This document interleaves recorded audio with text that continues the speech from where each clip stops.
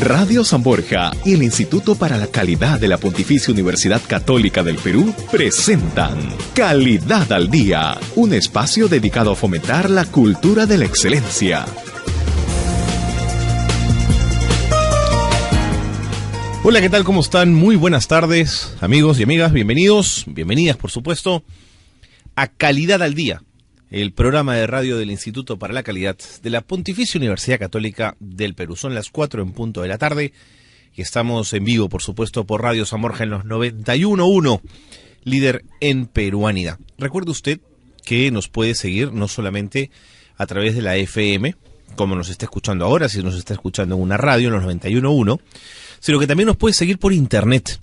Y en internet nos puede seguir también a través de dos modalidades. Usted puede poner el audio y mientras hace las cosas en la computadora o trabaja, nos puede escuchar también, igual que vernos en vivo por televisión, por internet.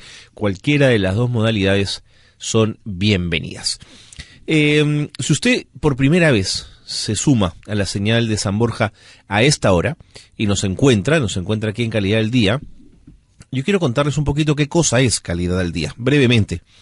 Y Calidad al Día tiene que ver con un esfuerzo del Instituto para la Calidad de la Pontificia Universidad Católica del Perú por intentar colocar en la agenda pública, en el debate, en la cabeza de la gente, en la mente de las personas, el concepto de calidad. La idea de calidad, que es un concepto muy amplio. Digamos, todos tenemos noción de qué cosa es la calidad y qué significa, pero cuando lo aterrizamos al mundo de la organización, al mundo de la empresa, al mundo de la academia, allí donde la calidad calce, hay cosas que analizar que son siempre interesantes, y eso es lo que intentamos hacer en este programa todos los miércoles a esta hora. Así que bienvenidos a Calidad del Día, y quiero darles rápidamente el menú, cuáles van a ser los temas de los cuales nos vamos a ocupar el día de hoy. Vamos a comenzar hablando de los bienes fiscalizados. ¿Qué cosa es esto? Como ustedes saben, hay determinados productos, sobre todo ligados a los temas de insumos químicos, que necesitan cierto nivel de control, porque pueden derivar a terminar en manos del narcotráfico, de la minería ilegal. Cuando se les da mal uso, cuando se les da buen uso, por supuesto, es parte de todo el arsenal de los insumos para la industria de diversos tipos, pero esto tiene un control. Entonces queremos conocer qué significa ese control, cuánto importa, qué peso tiene. ¿Es un control real? Solamente sobre la norma hay control, pero en la realidad el control es muy tenue. Nuestro invitado nos va a ayudar a resolver todas estas dudas. Luego vamos a hablar de la logística. La logística es una necesidad de las empresas en general, para tener una organización mucho más afiatada, mucho más sólida. Una buena logística hace que la empresa funcione como un relojito. Es impresionante cómo la logística además ha ido cobrando peso cada vez más con los años. Sin embargo, hay un estudio de GS1 muy interesante y de Semana Económica, de las dos organizaciones, sobre la situación y el desarrollo de la logística en el Perú. Y la cosa no pinta bien. No pinta bien, hay que seguir trabajando el tema y nos van a explicar los amigos de GS1 de qué se trata esta investigación y qué resultados más generales ha arrojado. Hacia el final hablaremos de la calidad de vida, un tema central. Podremos tener todo, pero sin calidad de vida, ¿no es cierto? ¿Para qué trabajamos? ¿Para qué vivimos? ¿Para qué nos juntamos con otras personas? ¿Para qué tenemos amigos si no tenemos calidad de vida con todo ello? Bueno, hay una campaña muy interesante que se llama Toca la Puerta, que aquí en Calidad del Día la estamos conociendo y queremos ver de qué se trata y ver si las podemos apoyar. Por supuesto, es una campaña que busca evitar el castigo físico y otras formas de trato humillante contra las niñas, los niños y los adolescentes. Bueno, ese es el tema, así está planteado. Nos vamos a la pausa, es una pausa breve en Calidad del Día y regresamos con nuestro primer invitado y por supuesto sus llamadas si quieren participar en el 641-2007, 641-2007, los teléfonos de Radio San Borja. Pausa y volvemos.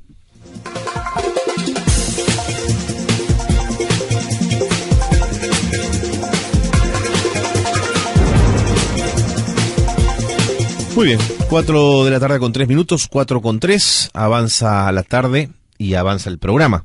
Y el primer tema que les habíamos propuesto es el tema de los bienes fiscalizados. A mediados del año 2013 entró en vigencia el decreto legislativo 1126. Este decreto fue reglamentado por decreto supremo, ¿no es cierto?, con el número 44/2013, y generó normas a través de las cuales se introdujo importantes cambios a este sistema, el sistema de control en el rol normativo, fiscalizador y sancionador de determinados bienes. Está con nosotros Percy Santos Apolinario, él es representante de HDC Consulting y creo que él nos va a ayudar a entender mejor a qué se refiere esto de los bienes fiscalizados. ¿Cómo está, señor Santos? Bienvenido. Buenas tardes, Carlos. Gracias por estar con nosotros, un gusto tenerlo en el programa.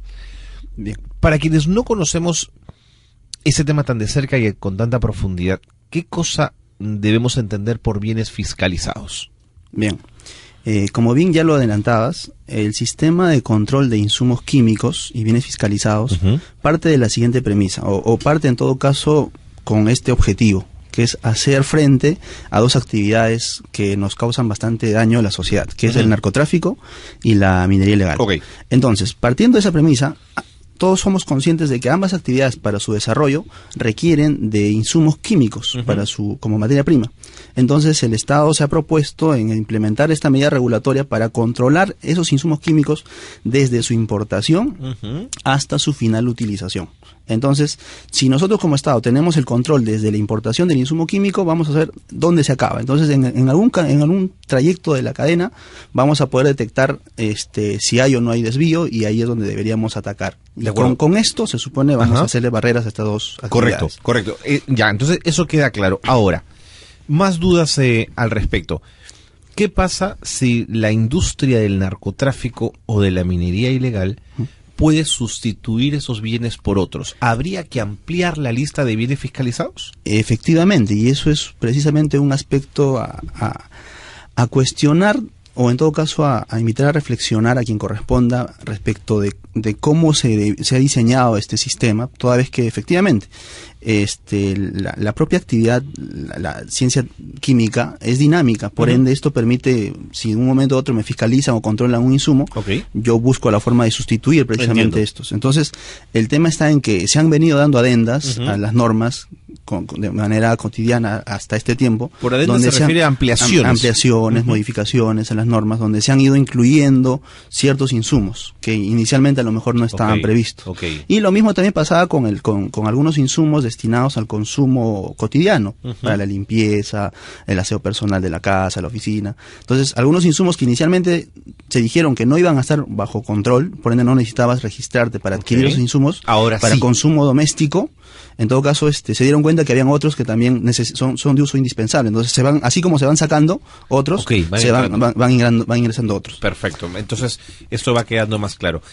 Díganos algunos de estos bienes. Mira, por señalar algunos, básicamente el principal insumo, creo yo, que se utiliza, por ejemplo, en el narcotráfico, es la acetona, el ácido clorhídrico, el ácido sulfúrico, el tolueno, el permanganato de potasio, y en cuanto a la minería ilegal propiamente, tenemos el mercurio, al cianuro de sodio, al cianuro de potasio. Entonces, son básicamente químicos, ¿no? Sí, y es una lista aproximadamente de 38 insumos en total, entre insumos propiamente químicos y solventes, ¿no? Muy bien. Ahora, ¿qué significa que son fiscalizados? ¿Cómo comienza el rol y el nivel de fiscalización? Bien, ante todo señalar que quien está a cargo, digamos, de que esta regulación de insumos químicos logre los objetivos que inicialmente hemos indicado, es la SUNAT.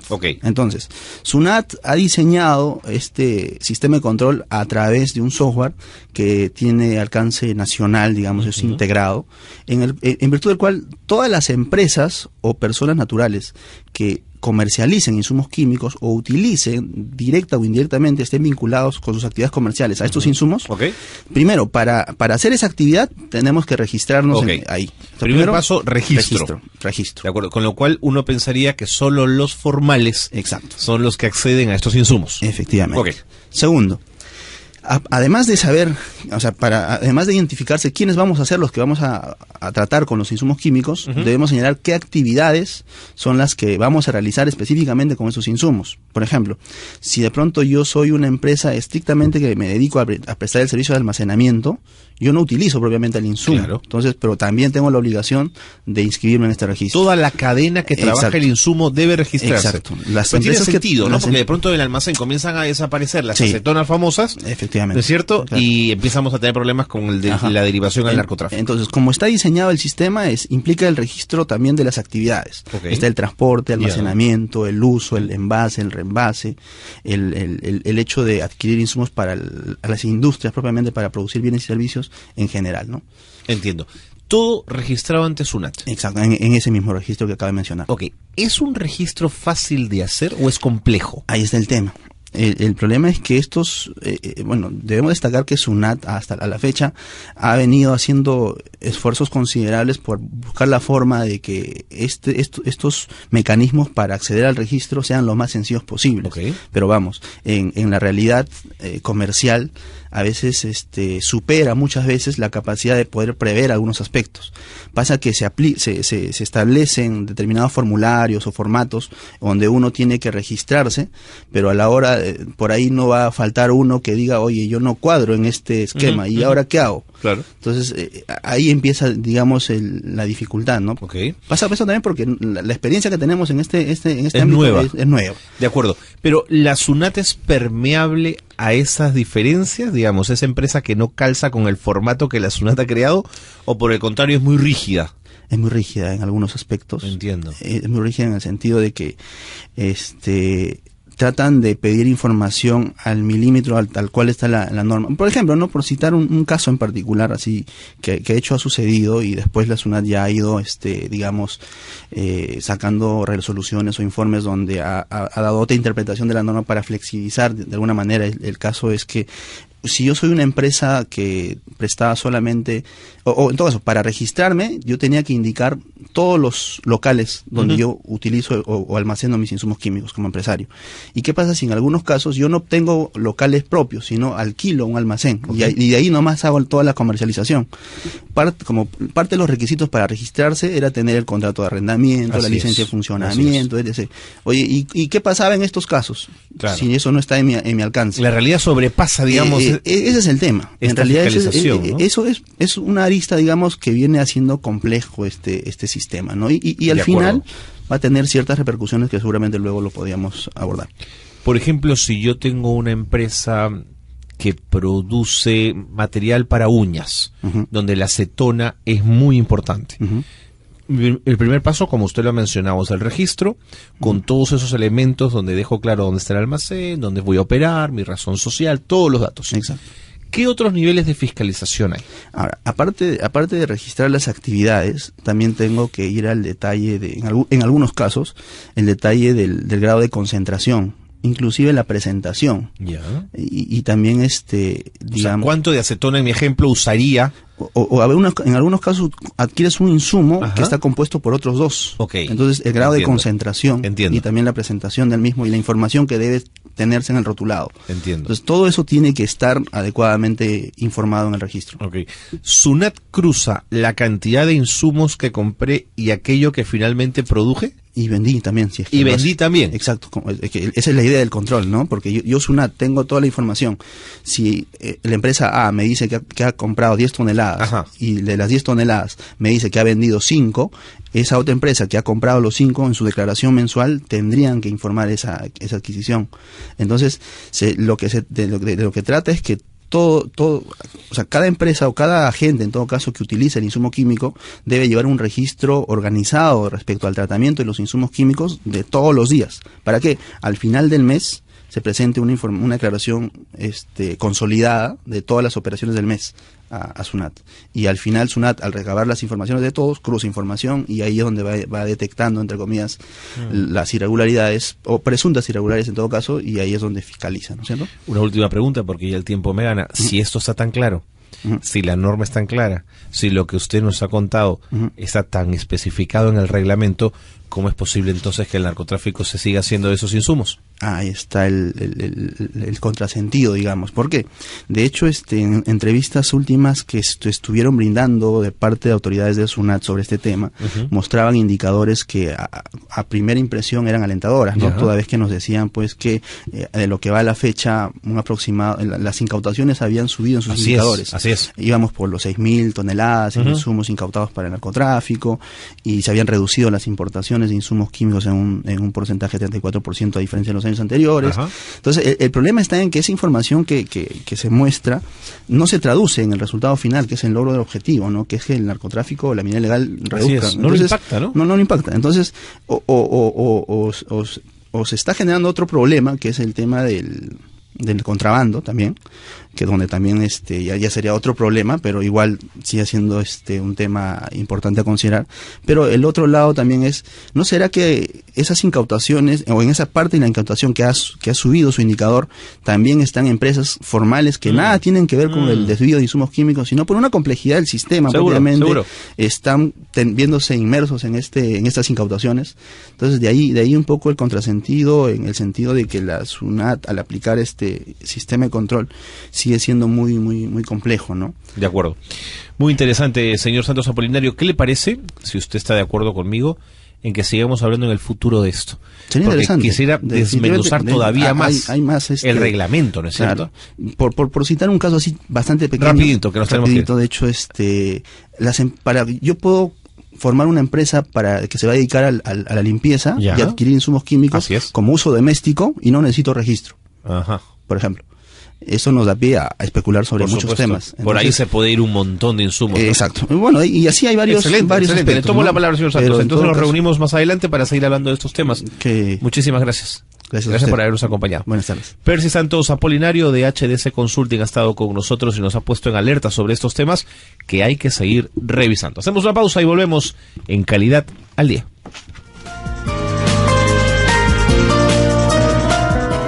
Y ahora un pequeño glosario de términos, formato, documento o estructura para la presentación o recolección de información.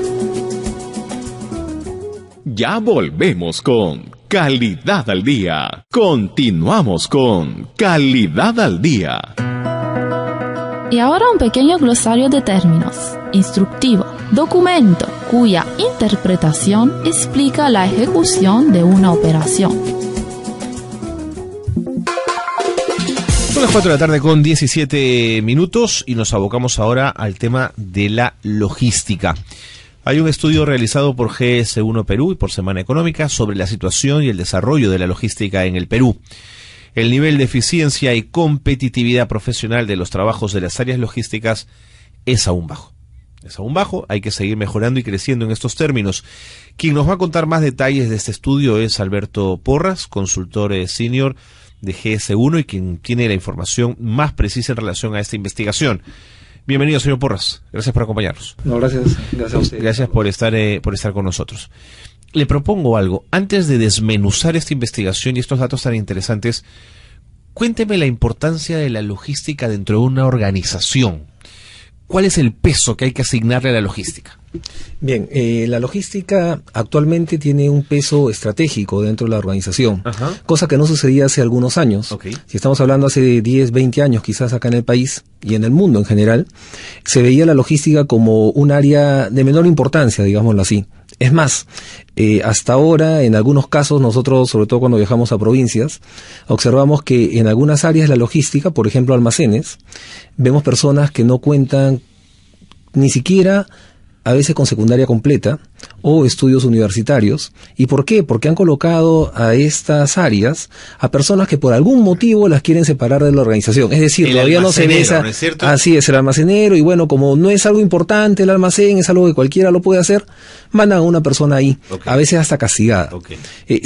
Y la verdad no debería ser así, porque como estaba explicando, el rol de la logística, conforme nos hemos venido globalizando, se hace cada vez más competitivo el mercado y la logística comienza a tomar un papel fundamental. ¿En qué sentido? En varios sentidos, ¿no? Y cada vez más estratégico. El primero de ellos es que nosotros finalmente nos debemos a los clientes como empresas, y para poder brindar un adecuado producto al cliente, nosotros vamos a necesitar adecuados insumos que se crean finalmente este producto, y esto implica que vamos a necesitar adecuados proveedores. Así es. Y quien trata con todo este tema de proveedores, la selección de proveedores, la selección de los mejores insumos, la selección de los costos y cómo hacer para minorar esos costos, es justamente el área de logística. Entiendo. Y entonces comenzamos a ver nosotros que cuando estamos en un mundo, repito, altamente competitivo, donde tenemos que brindar un buen servicio, un buen producto a precios competitivos, entonces este problema logístico se comienza a agudizar y cada vez más se comienza a ver a niveles más estratégicos de la empresa. Eso hace que actualmente, en la mayoría de casos, cuando uno habla con un gerente logístico, está hablando con una persona que, en general, es una persona que debería estar bastante capacitada. En las grandes empresas estamos hablando con personas con maestría, y a veces no una, sino dos maestrías, especializaciones en el extranjero. Del almacenero ha dado paso a una especialización de la magnitud de la que usted está hablando. Sí, teniendo en cuenta que la logística no solamente es almacenes, era un ejemplo, ¿no? Entonces, pero realmente debemos verlo así, ¿no? La logística es muy importante para los logros de la empresa. Si la logística no funciona, ¿qué cosa es lo que va a suceder? Los insumos no van a llegar a tiempo. Si los insumos no llegan a tiempo, los productos no se van a realizar a tiempo. Si los productos no se realizan a tiempo, vamos a tener clientes insatisfechos. Y un cliente insatisfecho, ¿a dónde se va? A la competencia. Seguro, de acuerdo.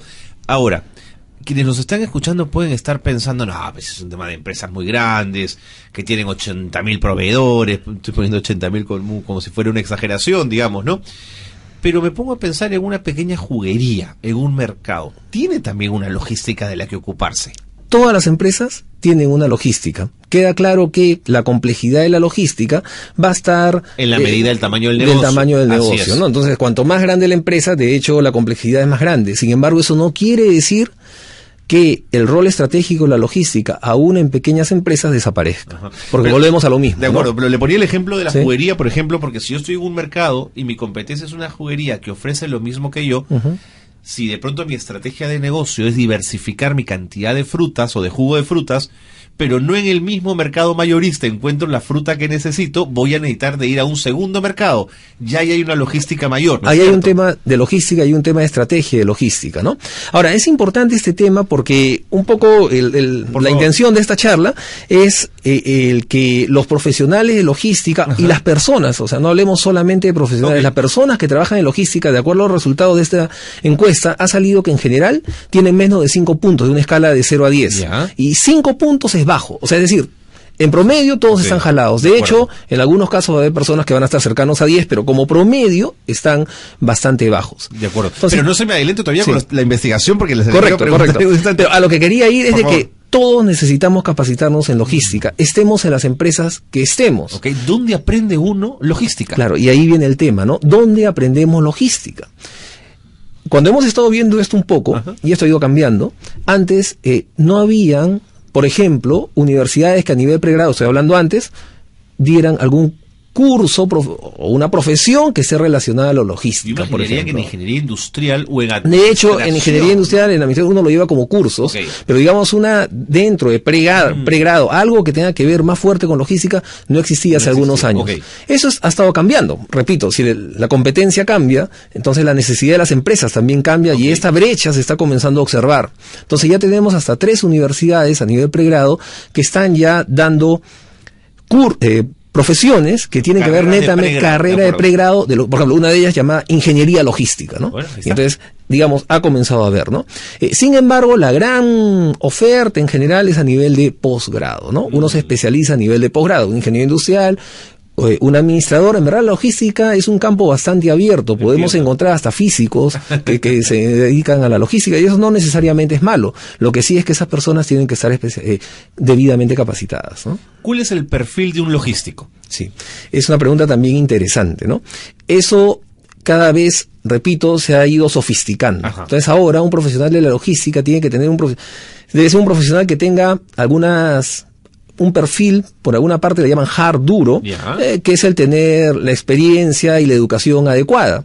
Cuando hablamos de experiencia, lo ideal sería de que haya trabajado en varias áreas de logística y cadena de suministros, por ejemplo, ¿no? Un profesional con una visión más amplia, una visión más de cadena, ¿no? Más holística, algo más de sistémico, por un lado. Si me lo permite, carreras que ofrecen ya el pregrado, los chicos deberían a practicar en las empresas desde muy jóvenes, teniendo la posibilidad de rotar en varias, ¿no es cierto? Que sería lo ideal. Sería ideal. No, o sea, digamos, yo puedo tener conceptos acerca de almacén, pero trabajo en compras. Lo ideal sería de que haya hecho algún stage, digamos, en el almacén, y con eso ya mi criterio comienza a crecer, ¿no? Y mis decisiones, por lo tanto, comienzan a ser mucho más amplias, ¿no? Decisiones que yo puedo tomar en compras puede tener un efecto completamente negativo en almacén. Seguro. Dentro de la misma logística. Ahora imagínense el tema de los vendedores que por vender vende cualquier cosa sin siquiera saber si eso va a llegar a tiempo desde un punto de vista logístico. Si entonces ahí la cosa almacén se hace para vender eso, por ejemplo. Por ejemplo, o si va a llegar a tiempo. Claro. Entonces ahí tenemos nuevamente, ¿no? Por vender vendo, pero finalmente ¿qué vamos a tener? Un cliente insatisfecho. Claro. Porque no se hizo ese tema no se vio el tema logístico. Qué interesante lo que me comentaba. Hace poco conversaba con un especialista en el tema en el mercado de las impresoras y trabajaba para una transnacional muy importante.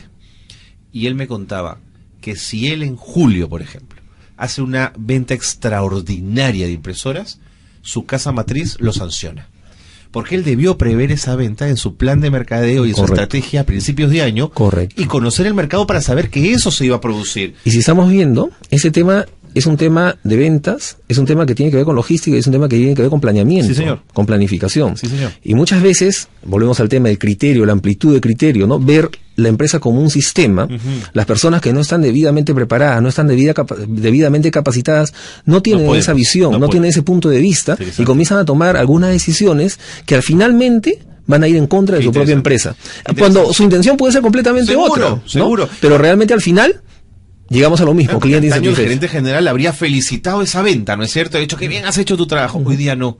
Hoy día esa venta habría generado más producción que no estaba planeada, un almacén con más capacidad para esas impresoras que no estaban planeadas porque no se pensó en términos logísticos. Correcto. Y el tema escapa, creo, a los minutos que vamos a tener acá, pero es un poco más difícil porque hay un balanceo, ¿no?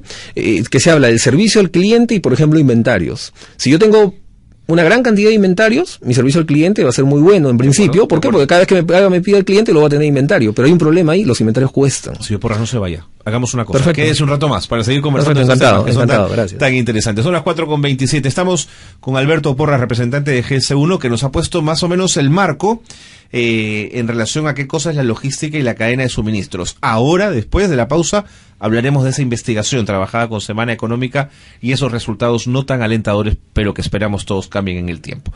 Volvemos en un instante. Esto es Calidad al Día. Y ahora un pequeño glosario de términos. Indicadores son medidores que deben establecerse en determinadas etapas del proceso. También se le conoce como punto de control. Ya volvemos con Calidad al Día. Continuamos con Calidad al Día.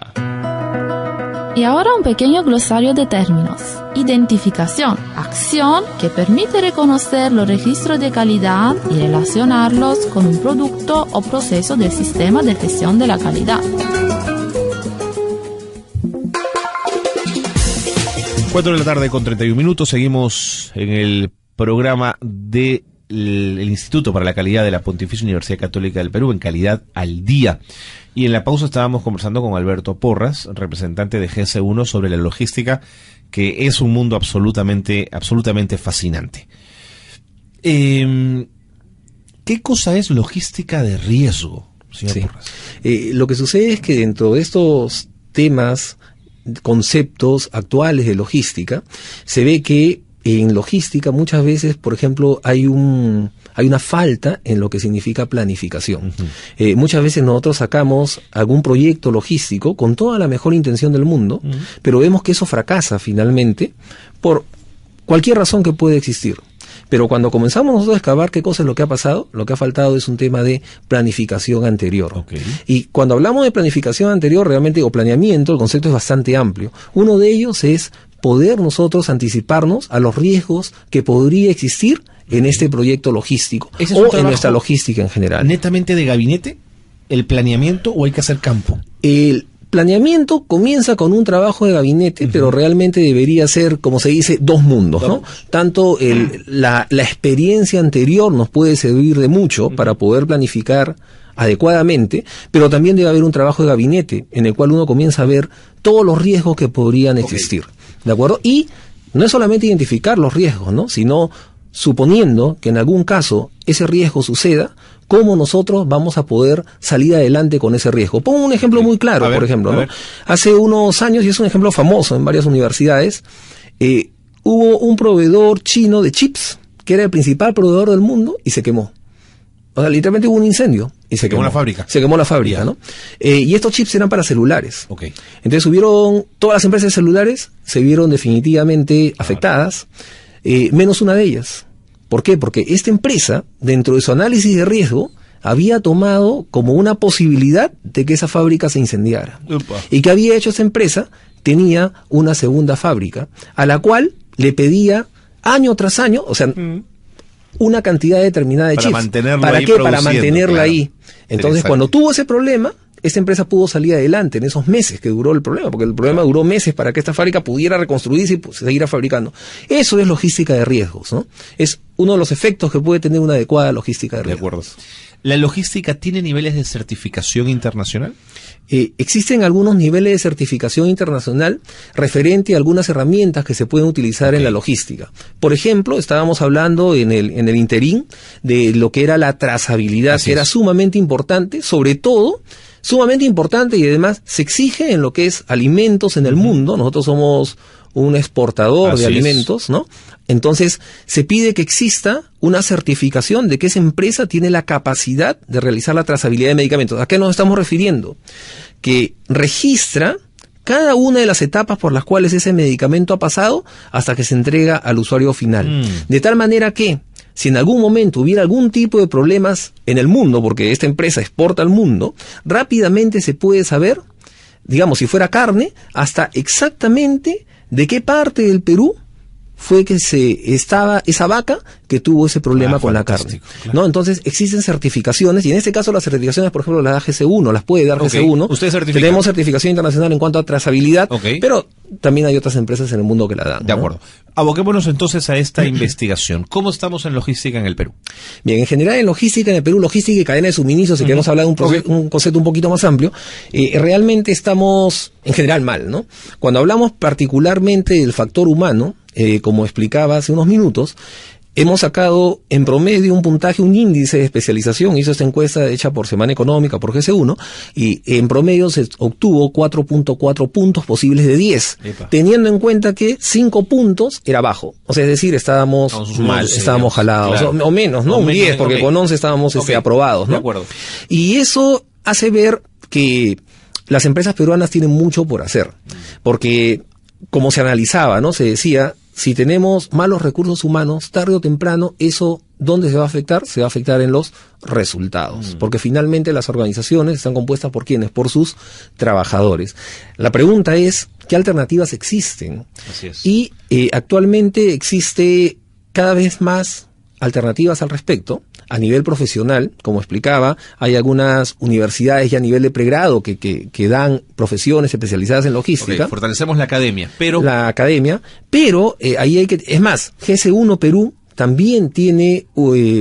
digamos, diplomados, tanto a nivel operativo, para personas de rango medio, y que lo dictan profesores peruanos, pero también tiene diplomados internacionales. Actualmente vengo justamente de uno de esos diplomados, donde vienen profesores de la Universidad de Tennessee, y dictan generalmente a niveles de gerentes, ¿no? Gerentes medios para arriba. Específicos del tema. Específico del tema, las tendencias mundiales acerca del tema. Interesante. El tema está que no es solamente a nivel gerencial que hay esa brecha, y que está siendo cubierta de alguna manera, sino que también hay una brecha a nivel técnico.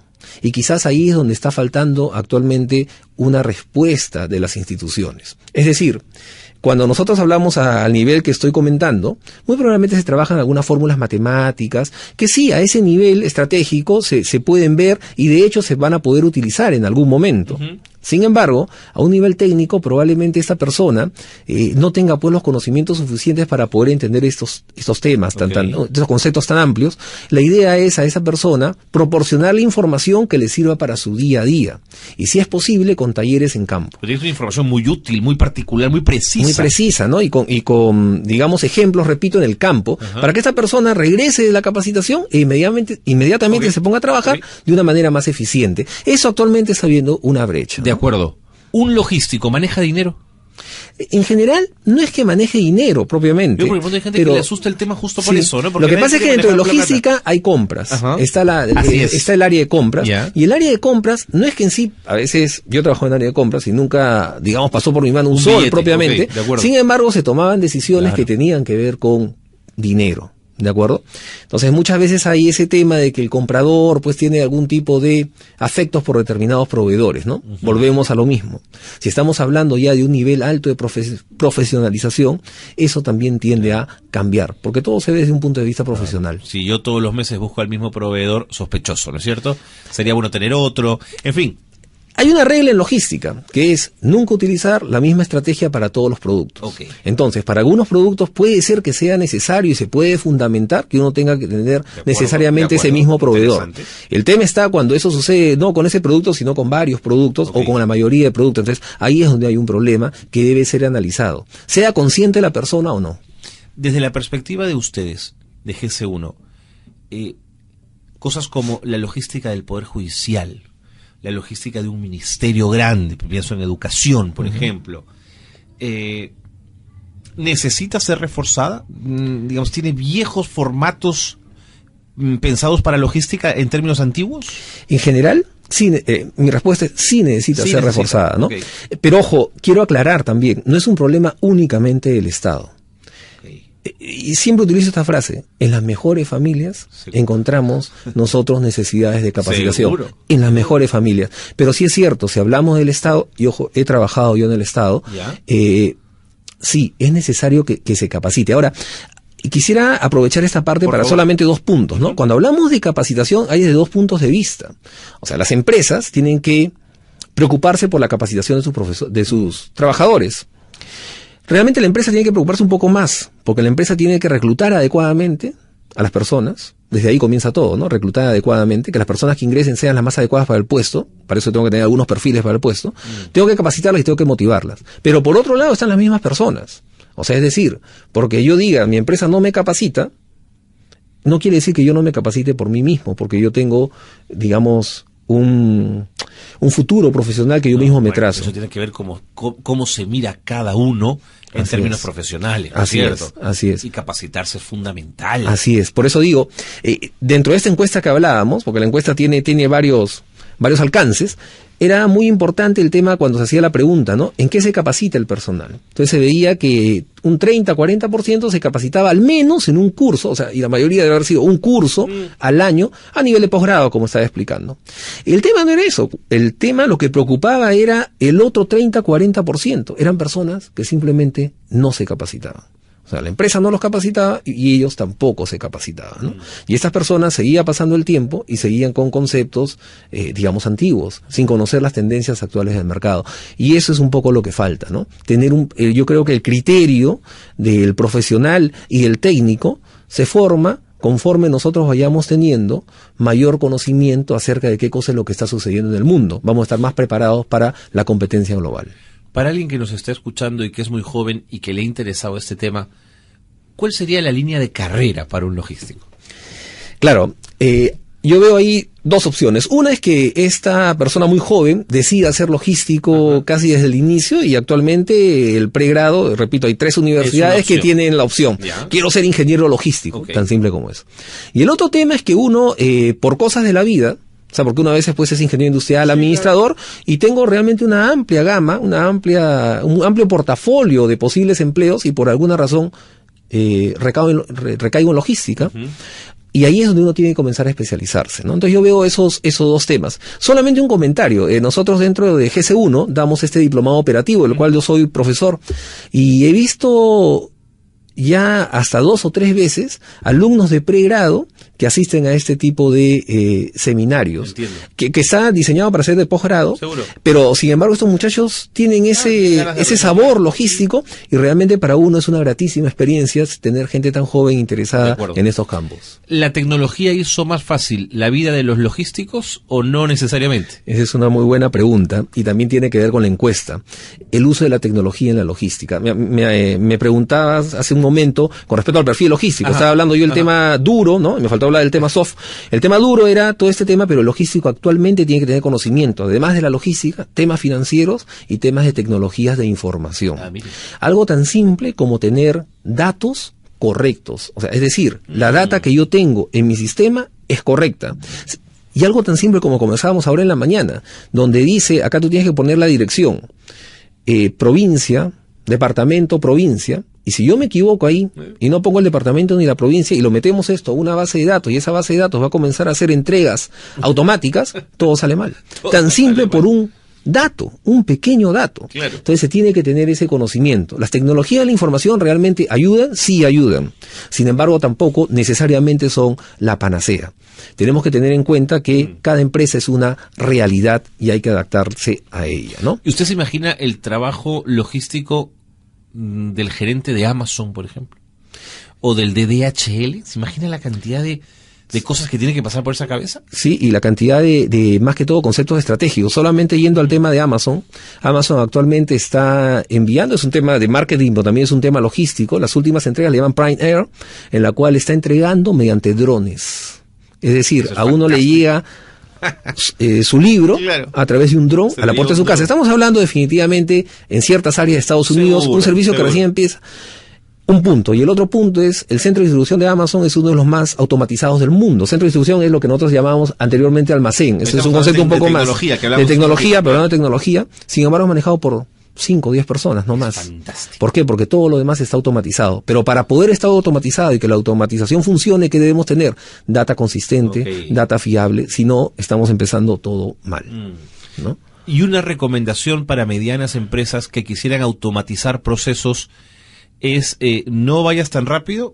Primero mira tu proceso, analiza tus movimientos internos y luego apuesta por automatizar. Sí, es correcto. Es más, es lo que nosotros, cuando nos llaman al área de consultoría, nosotros aconsejamos, ¿no? Le decimos, mira, antes de pasar a una automatización de procesos, lo primero que tú tienes que hacer es, haz un diagnóstico de cómo están tus procesos y mejora tus procesos. De ahí pasa al otro lado. Hay una tecnología que actualmente se llama RFID, es decir, radiofrecuencia. Lo que eran las etiquetas de código barras, pero ahora se leen a través de antenas. O sea, no se tiene que acercar uno necesariamente a eso. Es una tecnología fantástica realmente. Sí, eso. En almacenes ponen en las almacenes. Antenas, la caja lleva la etiqueta y se lee todo. Así es, inmediatamente. se lee todo. Actualmente no es algo tan fácil como poner, ¿no? Es un poco el futuro, ¿no? Pero digamos sí, la tecnología puede dar. Pero si tienes mal los procesos, de nada te sirve aplicar esa tecnología. Muchas veces nos han llamado y le hemos dicho, ahorita no mejor necesitas. Comenzando, actualmente la inversión todavía es un poco costosa. Entonces, ¿para qué correr si todavía no has aprendido bien a caminar, ¿no? Y de pronto en ese diagnóstico te das cuenta que no necesitas automatizar, que de pronto no necesariamente mejorando procesos. O, en este caso, esa tecnología en particular, por ejemplo, no funciona bien ni con agua ni con metales. De acuerdo. Entonces, si estás en un almacén en el cual tienes puras herramientas, esa tecnología, por más que quieras tú colocarla, no te va a servir, o te va a ser tan cara que finalmente no te va a servir, ¿no? Solamente para terminar, el logístico no solamente tiene que tener una parte hard, o sea, es decir, conocimiento, sino también una parte soft. Es decir, tiene que tener, ¿qué cosa? Capacidad de negociación, capacidad de liderazgo y una capacidad de interacción personal con los trabajadores. ¿Tiene que ser un líder? Y tiene que ser un líder, una persona que tenga capacidad de liderazgo, capacidad de poder defender sus ideas cuando se junta en el board de la empresa, y tiene que hacer valer también el punto logístico, ¿no? Ha sido usted muy claro, señor Porras, un tema apasionante. Gracias por haber estado con nosotros. No, muchas gracias y bueno, invitamos a todos a conocer más de GC1 y los diplomados que estamos ofreciendo. ¿En la página web está la información? En la página web está toda la información. GC1, entonces, para los interesados, ya lo saben. Alberto Porras, consultor senior de GC1, ha estado con nosotros. Interesante el tema de la logística. 4:47, nos vamos a la pausa. Buenas prácticas de calidez. Escucha, entiende y gestiona eficientemente las observaciones del cliente. Ya volvemos con Calidad al Día. Continuamos con Calidad al Día. Buenas prácticas de calidez. Divulgue información a los colaboradores relacionados con el Sistema Integrado de Gestión de Calidad con Calidez.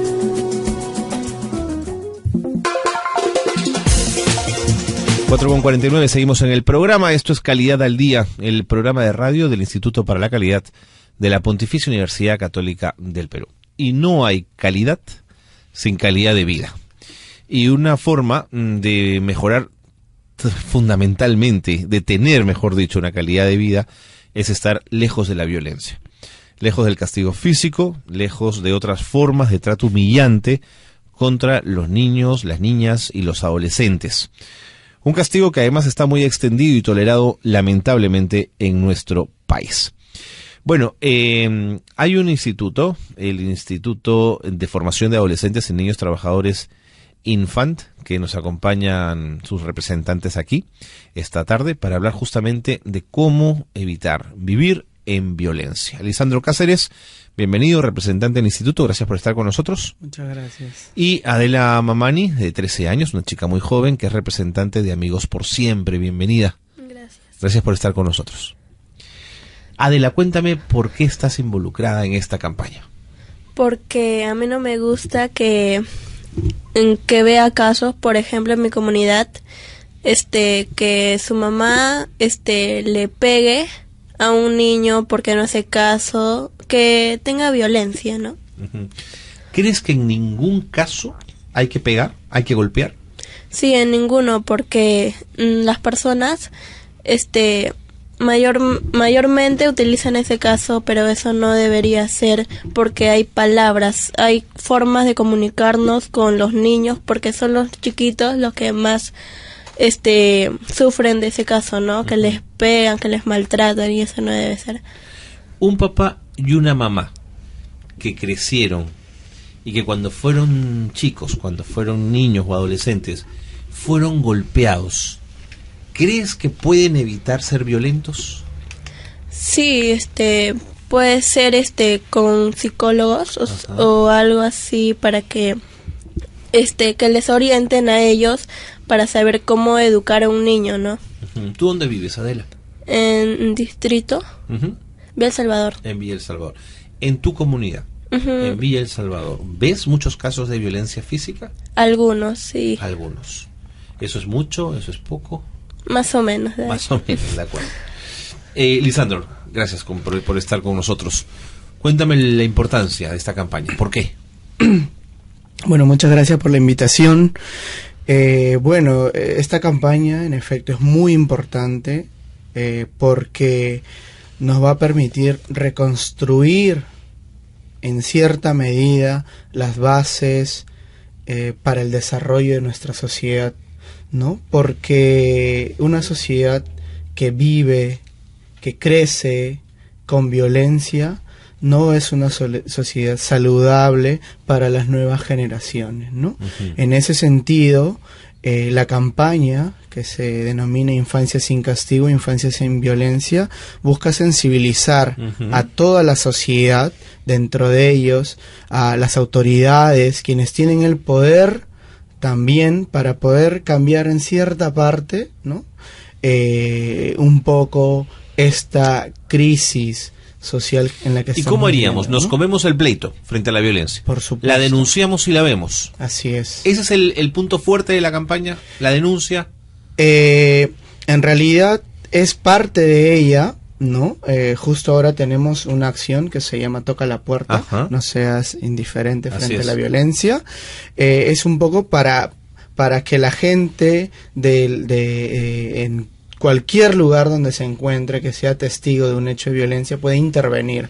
En el caso digamos más jurídico, nosotros lo que estamos promoviendo es que las autoridades promuevan políticas socioeducativas para las personas, no leyes, por ejemplo, que penalicen más. O sea, estamos llenos de sanciones, de penas privativas de la libertad, y yo siento que eso no cambia en muchos casos la situación, ¿no? Lisandro, quiero transmitirte la misma preocupación que le transmití a Adela, porque me preocupa lo siguiente, estando de acuerdo en casi todo lo que han dicho ustedes, me preocupa lo siguiente, que aquellos hombres y mujeres que hoy día son papás y mamás y que crecieron con violencia y que sobre ellos se ejerció una violencia fuerte, se les golpeó, se les castigó pegándoles a correazos o con manazos, hoy día son padres y tienen que educar de otra forma. Les estamos pidiendo que eduquen sin violencia. Entonces me preocupa y me pregunto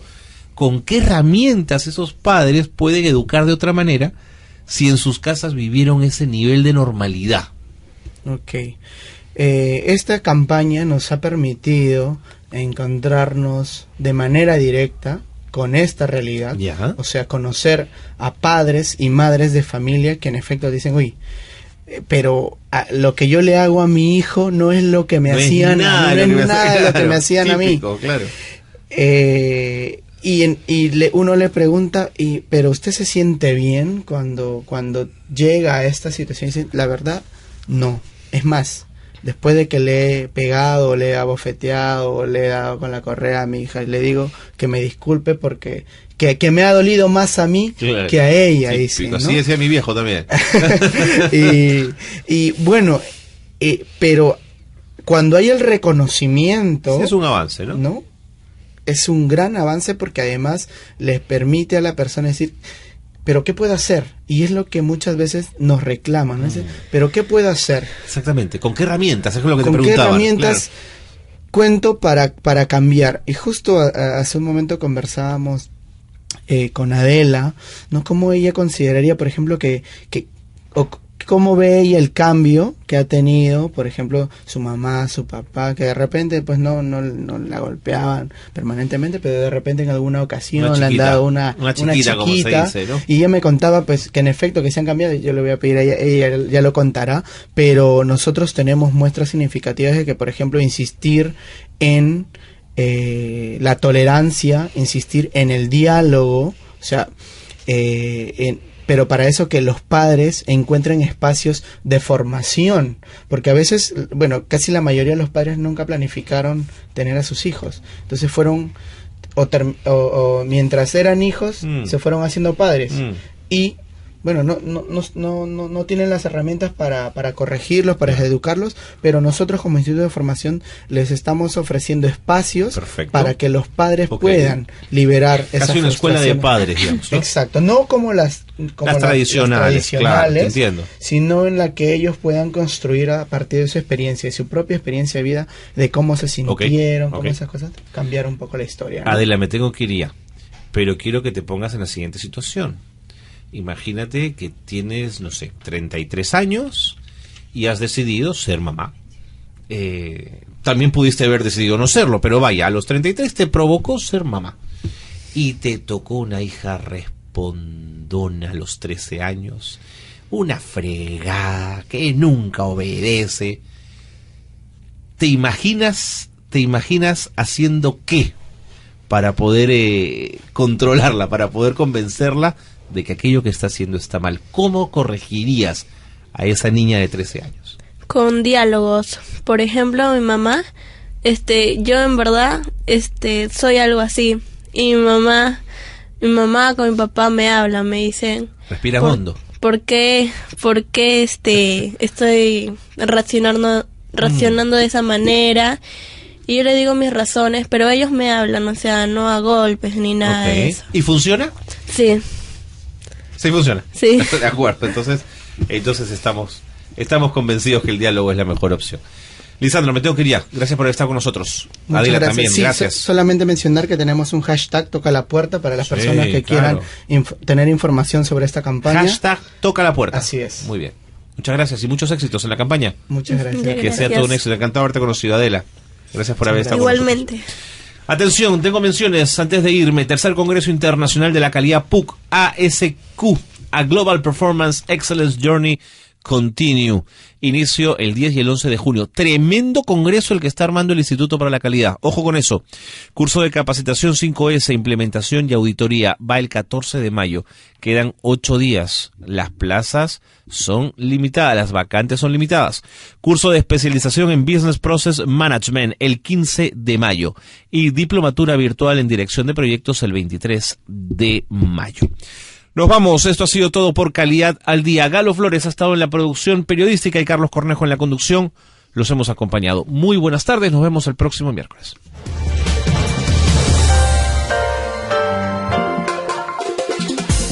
Radio San Borja y el Instituto para la Calidad de la Pontificia Universidad Católica del Perú presentaron Calidad al Día, un espacio dedicado a fomentar la cultura de la excelencia. Los esperamos el próximo miércoles a las 4 de la tarde, aquí en Radio San Borja 91.1, líder en peruanidad.